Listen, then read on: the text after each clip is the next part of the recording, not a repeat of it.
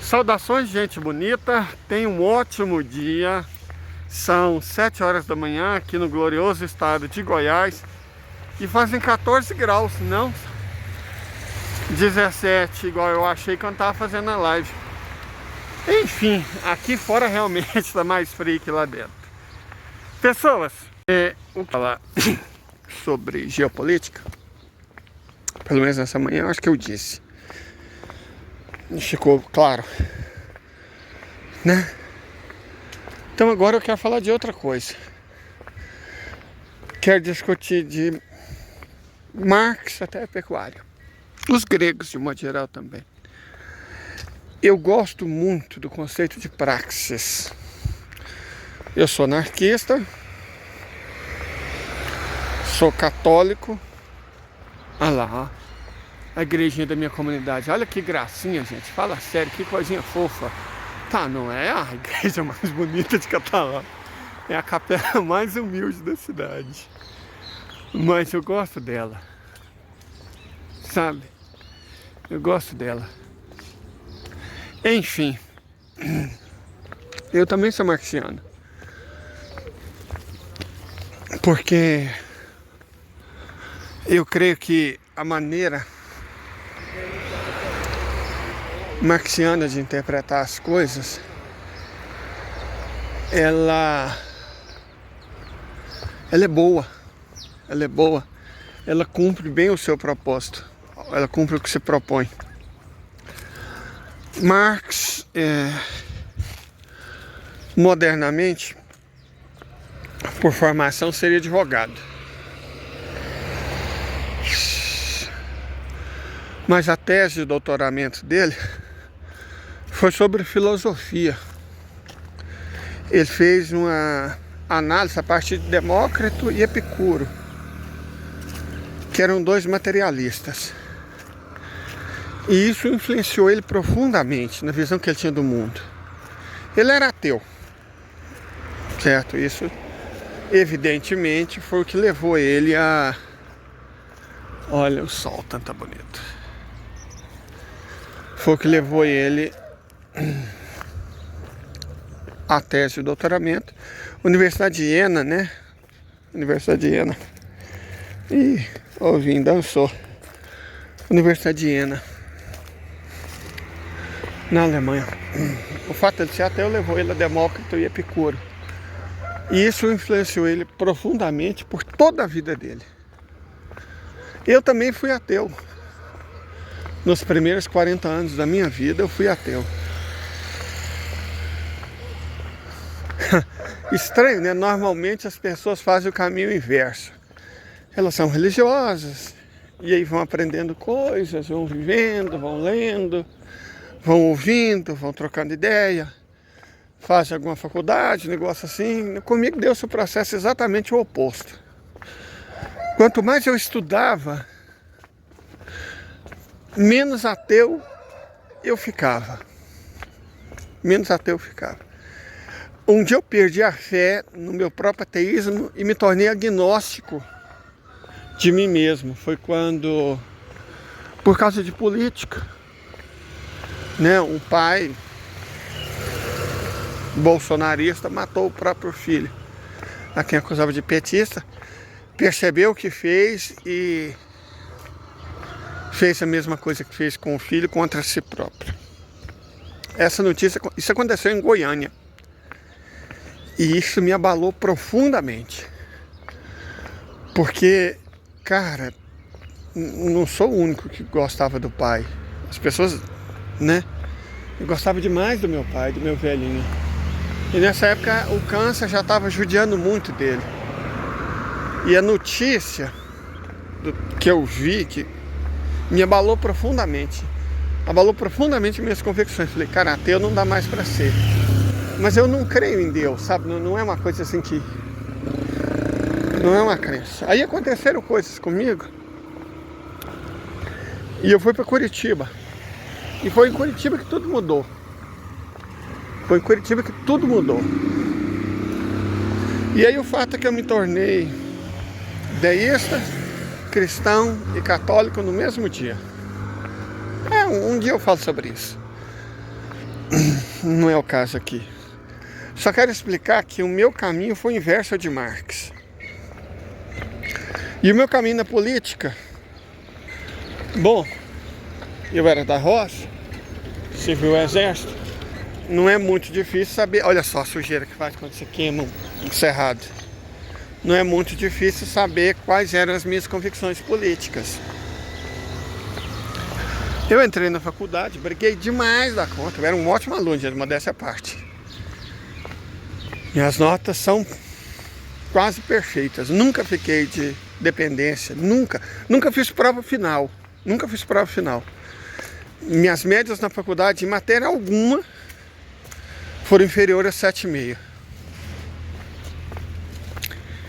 Então, assim, eu posso dizer que eu tenho uma boa formação. Entrei no mestrado em último, na terceira chamada. Saí em primeira. Que eu fiz mestrado para economia, né? Então nunca tinha havido um geógrafo.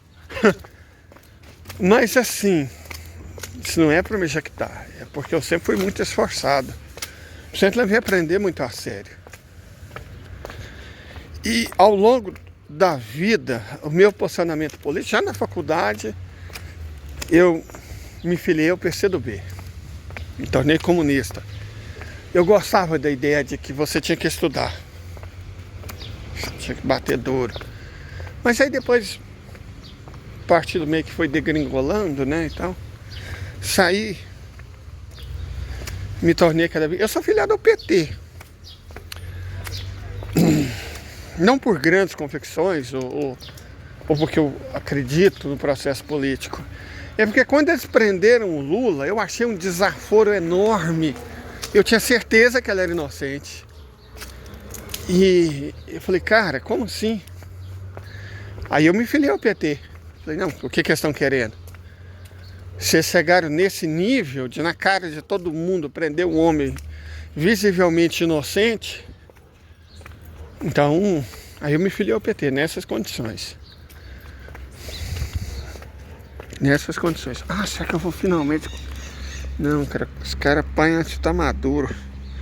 Porra. Nessas condições, né, eu não aceito. Não é inaceitável. Foi uma injustiça. Eu já era católico. Na verdade, eu estive em Curitiba quando o Lula estava lá. Enfim. Eu senti aquilo. Sabe, eu senti aquilo, toda aquela energia. As pessoas do lado de fora, no acampamento. E era um homem inocente. Aquilo me marcou. Enfim, isso é para não dizer que eu sou isentão. Não sou isentão de forma alguma. De forma alguma, não sou isento. Sou deísta, sou cristão, sou católico, sou anarquista, sou de esquerda e sou petista. Não tem nada de isento em mim. Neutro é detergente. Neutro é detergente. Mas voltando ao caso de Marx. Marx recupera um conceito, eu gosto demais daqueles alemães do século XIX, que recuperaram conceitos gregos. Gosto demais. Nietzsche, por exemplo, na genealogia da moral, ele fez muito isso. E Marx também fez, ele pega um conceito grego, praxis. O que é praxis?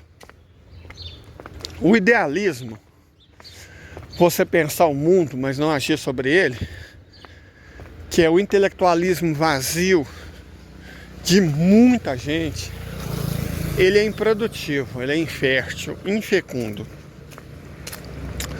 O materialismo rasteiro,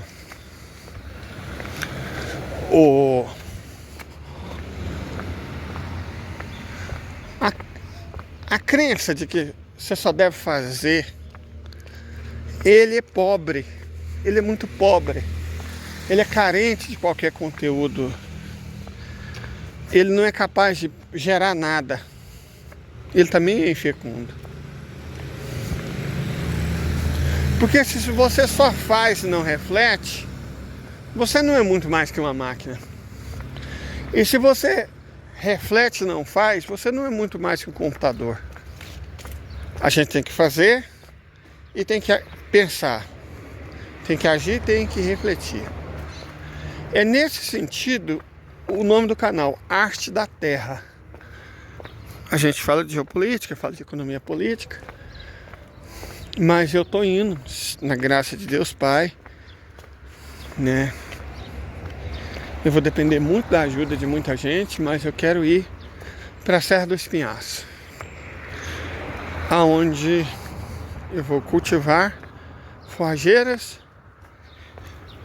criar um gadinho bem pouco e produzir leite para que meu irmão faça queijo. O mestre queijeiro é meu irmão. É claro que eu sei fazer queijo. Óbvio, meu pai fazia isso para viver. Minha mãe fazia isso para a gente viver quando a gente morava na roça. Então é óbvio que eu sei fazer queijo. Mas meu irmão fez o curso. Meu irmão tem curso, né?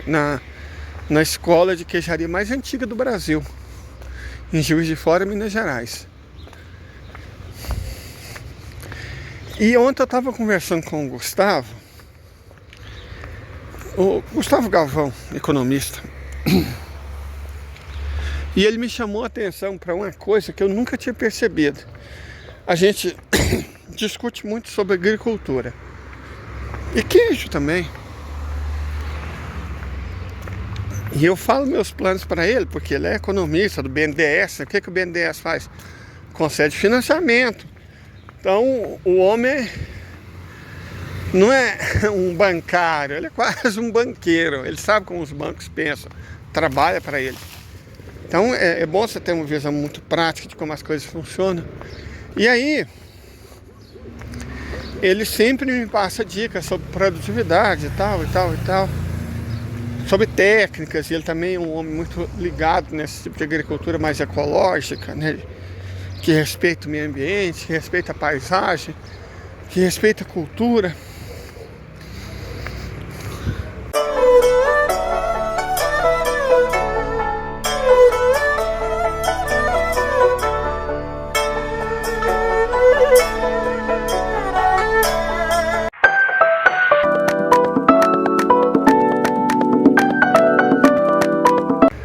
E a gente conversa bastante. E aí ontem eu notou, Leider, eu tô aqui reparando, desde o início, as suas preocupações com produtividade são pequenas. Desde o início o seu projeto é nitidamente orientado para o sabor. Porque, realmente, fala assim, ó, o capim, quem viu minha apresentaçãozinha ontem, falou que a gente vai plantar o capim meloso, gordura, que é um capim que produz muito pouca massa, gente. Ele é quase igual ao meu cabelo, ele é ralo, não é um capim majestoso, não tem nem comparação. Meu patrão eventual, que inclusive tem uma das fazendas dele, fica ali para frente, uns 5, 6 quilômetros para frente. Ele planta capiaçu. Só para vocês terem uma ideia do que eu estou falando, ele planta capiaçu.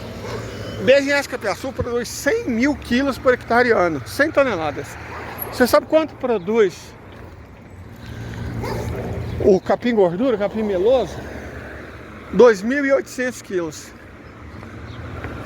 Então meu contratante eventual, que foi meu patrão quando eu era professor, e sempre me contrata com consultoria sobre a fazenda, ele produz um capim que gera 100 mil quilos por hectare ao ano. E eu vou produzir um que custa passar de 2.800. Aí pode-se argumentar, e com razão, mas que insanidade. Por que você vai produzir 2.800 se na mesma terra você produzir 100 mil?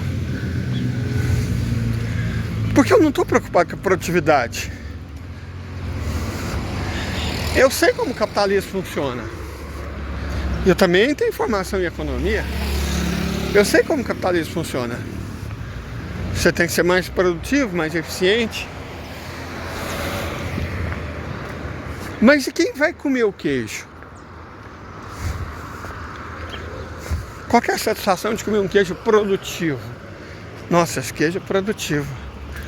Feito de vacas produtivas que comeram um capim produtivo. Cara, eu quero é sabor. Pessoas dizem, nossa, que queijo gostoso. Que queijo bom. Que queijo sadio. E para você fazer uma coisa boa, sadia, saborosa, você tem que ter um controle que comece no início. É na pastagem. Essa é a minha especialidade, pastagem. Eu também estudei na escola agrícola de Catalão, que fica também logo ali na frente. Ficava, né? Graças ao Ministério Público Federal, estava transformando lá ela num reformatório, a prefeitura fechou. Não existe mais. Mas o fato aqui não é esse. O fato é que se você quer um bom queijo, você precisa de um bom leite. E se você quer um bom leite, duas coisas são importantíssimas: a raça da vaca e a qualidade do que ela come.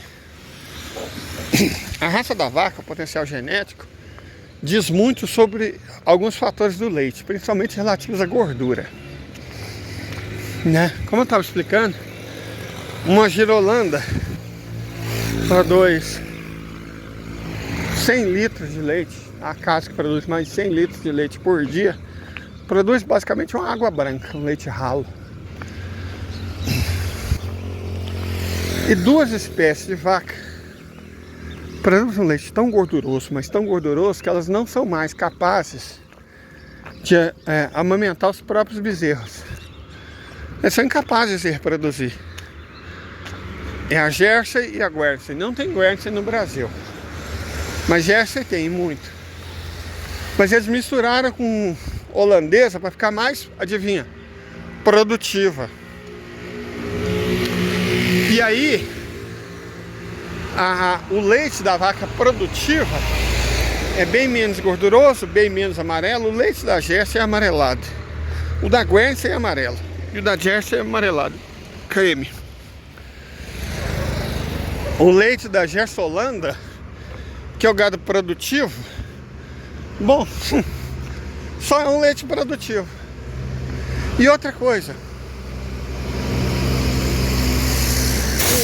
o leite de todas as Guernsey, isso é único entre o gado europeu, que na verdade é asiático. O leite de todas as Guernsey é A1. Ou A1A1 ou A1A2, não faz diferença. Se tem A1 é alérgeno.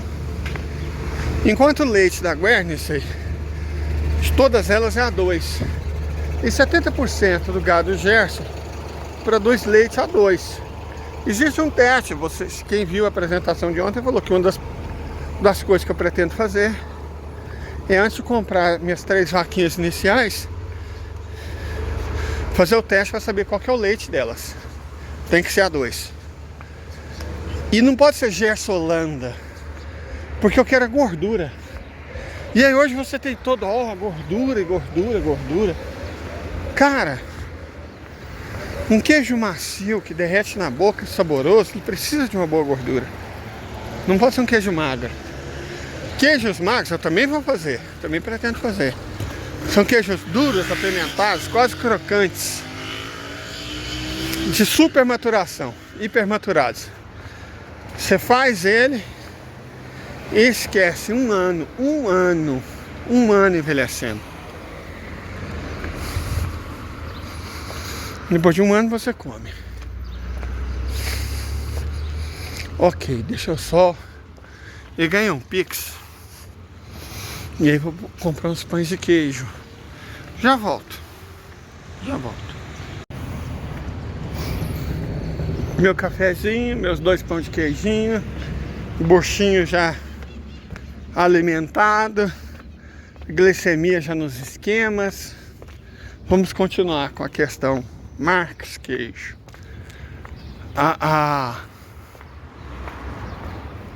a identificação do meu projeto não foi feita por mim. Foi feita pelo Gustavo, cara. Olha, eu que eu não tinha percebido. Realmente eu não tinha.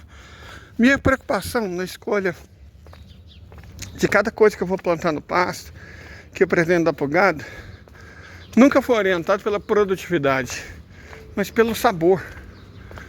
Porque quando a gente é pequeno, e você vê, se eu estou fazendo um projeto de financiamento coletivo para 3 vaquinhas, 3, é evidente que meu objetivo não é ficar rico. É óbvio, tá, que no futuro eu quero ampliar meu rebanho para 5 e depois até 10 vacas. Mas a ideia, ninguém fica rico sem explorar mais-valia, vocês sabem disso, né? E mesmo com... Você pode trabalhar por conta própria, ganhar muito dinheiro, acontece, mas não com 10 vacas. Menos ainda com 3. Com 3 você vive. E consegue juntar dinheiro para comprar 2 e depois, né, aumentar para 10, que é o que eu quero ao longo do tempo. Mas a questão é que desde o princípio a minha ideia era fazer algo gostoso. Fazer queijo saboroso. E aí você tem que controlar o que as vacas comem. E mais do que isso, você tem que respeitar a terra, a arte da terra. Veja só como as coisas vão se organizando. É claro que quando eu nomeei o canal de Arte da Terra, eu estava pensando no livro de Sun Tzu, A Arte da Guerra. Mas guerra não é um objetivo muito nobre. Não é um tema muito nobre. Então, a Arte da Terra. E veja, agora eu estou praticando Marx. A praxis. Pensa e faz. Não vou deixar de fazer vídeo sobre geopolítica. Só que o cenário vai ser mais bonito, né? Serra da Mantiqueira, a Mata Atlântica. Mas, eventualmente, minhas vaquinhas. Eu ainda não tenho nome para elas, porque elas serão minha e do meu irmão, então...